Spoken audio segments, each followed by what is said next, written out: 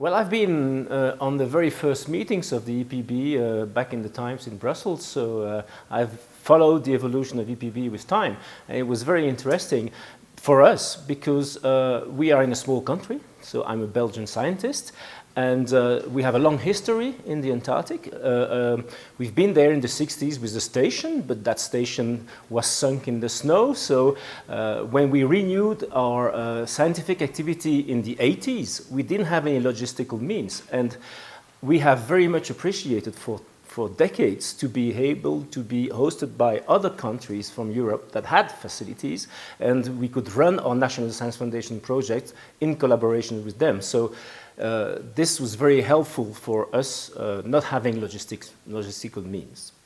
Well, there's different reasons. I mean, we are a small country, so it's a small contribution. We still don't have a polar organization, but the news is that we have a new station, so we can finally contribute to the global effort of Europe to work together with shared facilities. So it's a great news for us to be able to host other scientists in our own facilities now. That's one reason. The other reason is also that I think we have a long experience of science in the Antarctic, both on the Southern Ocean and on the continent. I'm myself a sea ice scientist. I also work on paleoclimate in ice cores on the continent. So I think we can bring our scientific expertise to advise the European Polar Board on the future priorities for science in the Antarctic and in polar regions in general. Being a small country with no specific economic interests in the polar regions, we can play some sort of a neutral role in in the discussions where some countries might be more concerned than others, and that helps to give a very coherent view from European countries on what should be the research in the future in the Antarctic.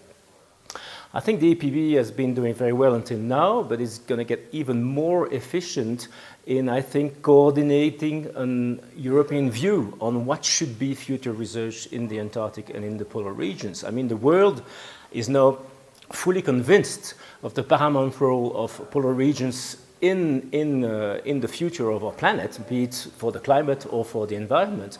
And I think that because of that, EPB is a wonderful forum for individual European countries with eventually diverging views on some elements to put together their scientific opinions in a coordinated message to the policymakers.